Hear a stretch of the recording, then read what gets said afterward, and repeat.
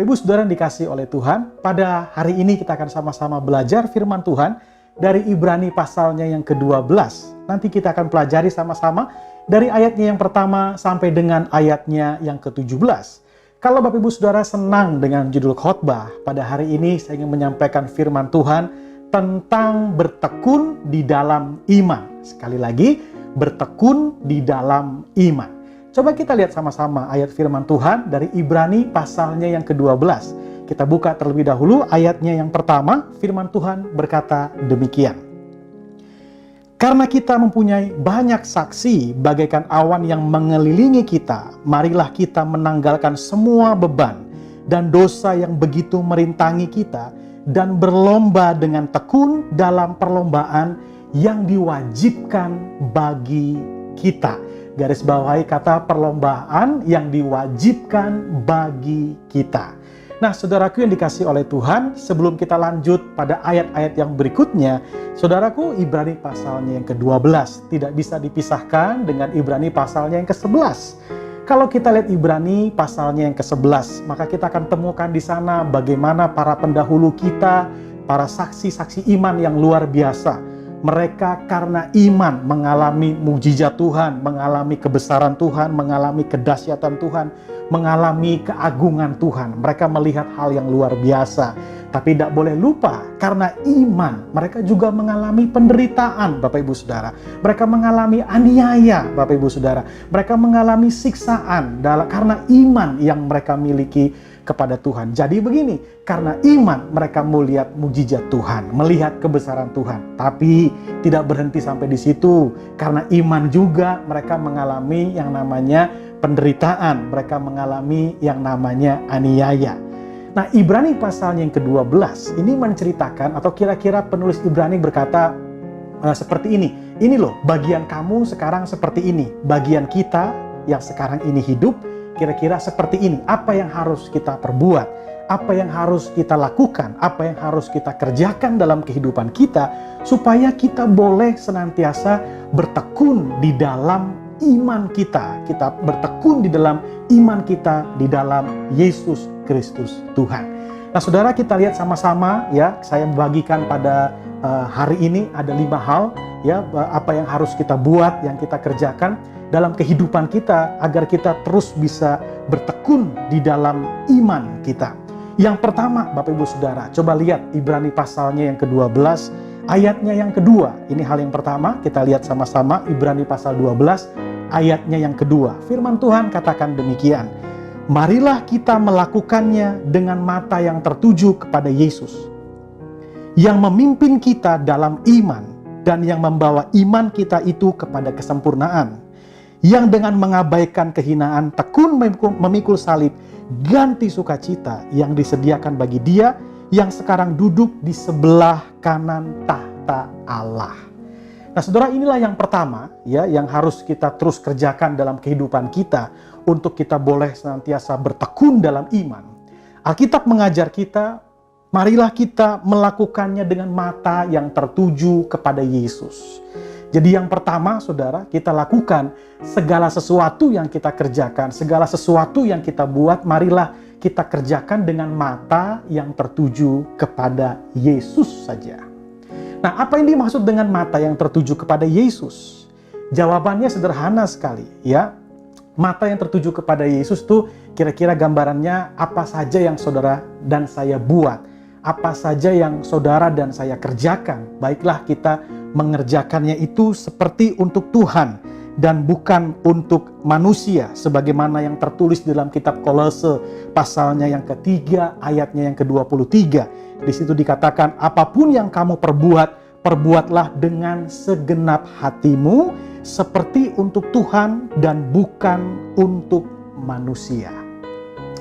Nah, kenapa kita mengerjakan segala sesuatunya seperti untuk Tuhan dan bukan untuk manusia?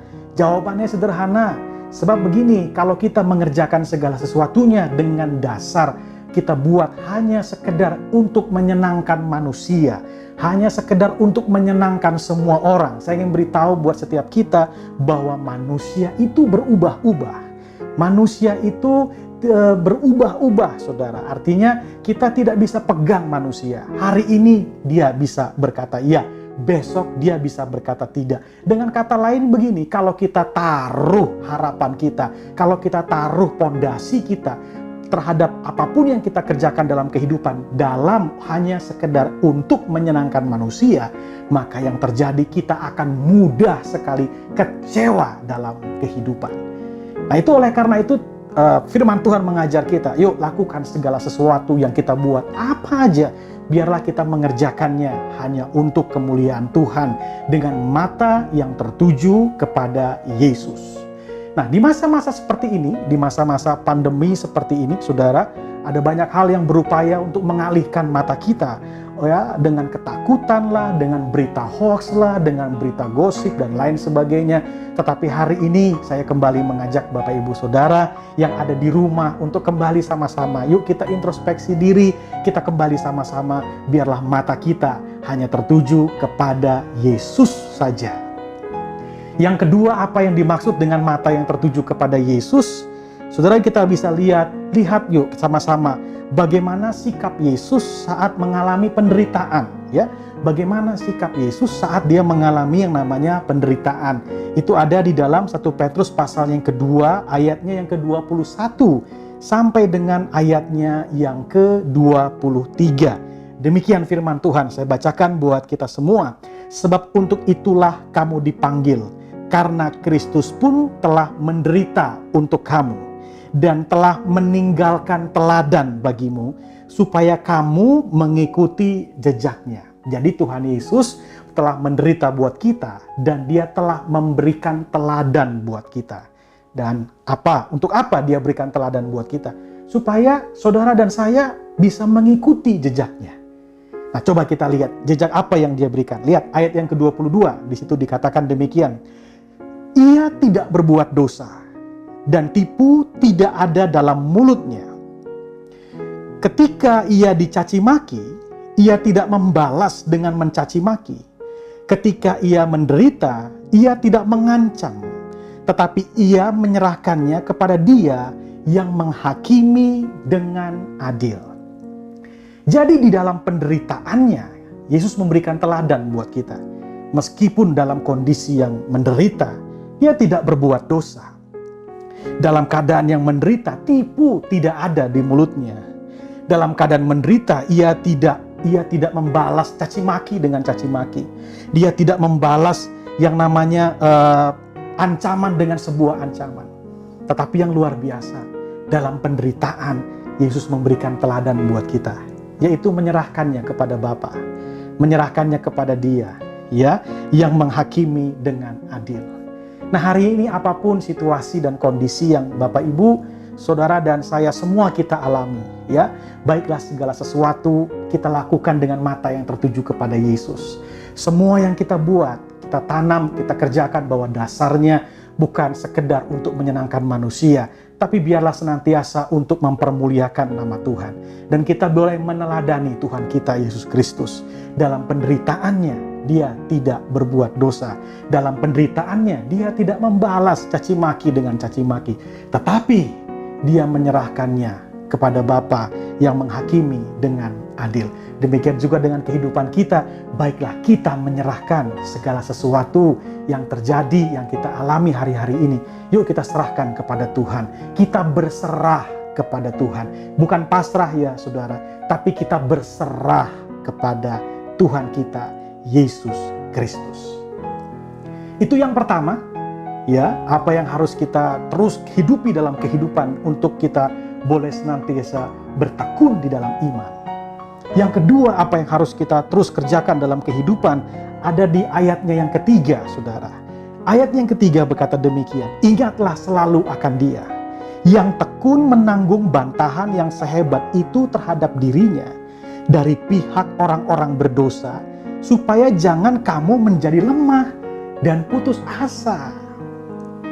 Jadi yang kedua, untuk kita terus bertekun dalam iman, Tuhan ingatkan kita lewat Ibrani pasal 12 pada hari ini. Yuk biarlah kita mengingat Tuhan. Nah ini dia. Biarlah kita mengingat Tuhan, Ya, ingat kasih Tuhan buat kehidupan kita. Ingat kebaikan Tuhan dalam kehidupan kita. Ingat segala sesuatu yang Tuhan sudah buat, segala sesuatu yang Tuhan sudah kerjakan dalam kehidupan kita. Oh, terlalu baik Tuhan kita, saudara. Ya, terlalu baik Tuhan kita. Betapa hebat dan luar biasanya Tuhan yang begitu hebat dalam kehidupan kita. Di sini dikatakan, kenapa kita harus mengingat Tuhan? Firman Tuhan berkata, supaya kamu jangan menjadi lemah dan putus asa. Nah, seringkali orang lemah, seringkali orang putus asa. Karena seolah-olah dia hanya sekedar melihat hari ini apa yang terjadi. Dia lupa bahwa di masa-masa yang lampau, Tuhan sudah mengerjakan banyak hal dalam kehidupannya. Itu makanya di dalam kita perjamuan kudus, suka dikatakan dalam ayat firman Tuhan, biarlah ini diperbuat untuk mengingat akan aku, kata Tuhan Yesus ya. Mengingat akan Tuhan, mengingat akan apa yang Tuhan sudah perbuat, apa yang Tuhan sudah kerjakan dalam kehidupan. Saya percaya sederhana, orang yang selalu mengingat Tuhan, mengingat kebaikan Tuhan, mengingat kasih Tuhan, mengingat penebusan Tuhan dalam kehidupannya, maka orang itu gak akan mudah putus asa. Maka orang itu tidak akan mudah untuk lemah dan tidak akan mudah untuk dikalahkan oleh berbagai macam situasi dan kondisi yang terjadi. Karena itu firman Tuhan mengatakan dalam kitab Filipi pasalnya yang keempat, ayatnya yang ke-8, firman Tuhan berkata sederhana, jadi akhirnya saudara-saudara, semua yang benar, semua yang mulia, semua yang adil, semua yang suci, semua yang manis, semua yang sedap didengar, semua yang disebut kebajikan dan patut dipuji, pikirkanlah semuanya itu. Nah, biar ini semua yang ada dalam pikiran kita. Saya memaklumi kalau ada kekhawatiran, ada kegentaran, ada ketakutan di masa-masa seperti ini. Tapi jangan biarkan kekhawatiran, jangan biarkan ketakutan itu menguasai pikiran kita. Ingat akan Tuhan. Satu kekuatan yang seringkali saya kerjakan di hidup saya, ketika mengalami tekanan dalam kehidupan, ketika mengalami goncangan dalam kehidupan. Bahkan Bapak Ibu Saudara, di masa di mana saya nggak tahu mesti berbuat apa, yang selalu menjadi kekuatan yang bikin saya, seperti firman Tuhan katakan, tidak putus asa adalah ketika saya mengingat kebaikan Tuhan yang begitu besar dalam kehidupan saya. Itu menjadi kekuatan tersendiri. Ada kekuatan yang lahir di hati saya karena Tuhan begitu baik buat kehidupan saya. Saya percaya kalau Bapak Ibu mengerjakan hal yang sama, yuk ingat kebaikan Tuhan. Ingat kasih Tuhan, ingat penebusan Tuhan, ingat semua yang Dia sudah buat dalam kehidupan kita. Maka saya yakin dan percaya, kita akan tetap kuat, kita akan berdiri teguh di tengah situasi dan kondisi apapun yang terjadi dalam kehidupan kita. Nah, saudara yang dikasihi oleh Tuhan, itu poin yang kedua yang kita coba kerjakan terus dalam kehidupan kita, untuk kita bertekun dalam iman kita. Yang ketiga, Bapak Ibu Saudara yang dikasihi oleh Tuhan, sama-sama kita lihat firman Tuhan di ayatnya yang ke-12 sekarang, ya. Ayatnya yang ke-12. Ini yang ketiga yang harus kita buat, kita kerjakan untuk kita terus bertekun di dalam iman, dalam situasi dan kondisi apapun yang terjadi dalam kehidupan kita sebagai orang percaya. Ayatnya yang ke-12 firman Tuhan berkata, sebab itu kuatkanlah tangan yang lemah dan lutut yang goyah.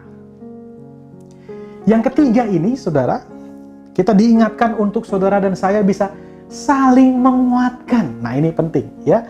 Sebagai orang percaya, kita diminta untuk saling menguatkan satu dengan yang lain. Bukan saling menjatuhkan, bukan saling menggosip satu dengan yang lain, tapi kita diminta untuk saling menguatkan satu dengan yang lain. Saudara, memang secara situasi, secara kondisi hari-hari ini, kita tidak bisa bertemu secara live atau secara tatap muka, secara langsung. Tapi bersyukur oleh anugerah Tuhan, ya, bersyukur oleh kemurahan Tuhan. Sekarang ada teknologi di mana Bapak Ibu bisa saling berkumpul, bisa saling mendoakan dalam sebuah aplikasi untuk bisa sama-sama merenungkan firman Tuhan, menyembah bersama-sama, untuk bisa saling mendoakan, saling menasihati bersama-sama. Karena itu yuk saling menguatkan satu dengan yang lain, ya. Saling menguatkan satu dengan yang lain. Nah, ini yang Alkitab katakan buat kita, ya. Oleh karena itu coba lihat dalam Ibrani pasalnya yang ke-10, Saudara, ayatnya yang ke-24 sampai dengan ayatnya yang ke-25. Kita lihat sama-sama Ibrani pasalnya yang ke-10, ayat yang ke-24 sampai dengan ayatnya yang ke-25. Alkitab atau firman Tuhan mengajar kita demikian. Dan marilah kita saling memperhatikan. Supaya kita saling mendorong dalam kasih dan dalam pekerjaan baik. Janganlah kita menjauhkan diri dari pertemuan-pertemuan ibadah kita seperti yang dibiasakan oleh beberapa orang, tetapi marilah kita saling menasihati dan semakin giat melakukannya menjelang hari Tuhan yang mendekat. Jadi firman Tuhan mengajar kita, marilah kita saling memperhatikan. Ya, marilah kita saling memperhatikan. Saling mendorong dalam kasih. Tuh, dalam kasih. Bukan dalam kebencian, bukan dalam yang lain. Tapi yuk saling dorong dalam kasih. Dan dalam pekerjaan yang baik. Ini yang kita harus kerjakan sebagai orang percaya. Kita dalam kumpulan, kita dalam komunitas orang percaya. Tuhan mau saudara dan saya kita bisa saling menguatkan satu dengan yang lain. Yang kuat, berikan kekuatan kepada yang lemah. Terus satu dengan yang lain, kita terus saling menguatkan dalam kehidupan kita. Yang keempat, Bapak Ibu Saudara, apa yang harus kita buat, apa yang harus kita kerjakan dalam kehidupan kita untuk kita boleh senantiasa bertekun di dalam iman kita kepada Kristus. Ayatnya yang ke-15 dari Ibrani pasal 12. Ini poin yang keempat. Firman Tuhan katakan begini, jagalah supaya jangan ada seorang pun menjauhkan diri dari kasih karunia Allah, agar jangan tumbuh akar yang pahit, yang menimbulkan kerusuhan dan yang mencemarkan banyak orang. Jadi yang keempat, untuk kita bertekun dalam iman, saudara dan saya harus senantiasa menjaga hati kita supaya jangan timbul akar yang pahit. Nah, ini dia. Ya, supaya jangan timbul akar yang pahit. Nah, sebab Alkitab berkata kalau sudah timbul akar yang pahit, waduh, dikatakan itu akan menimbulkan kerusuhan dan yang mencemarkan banyak orang.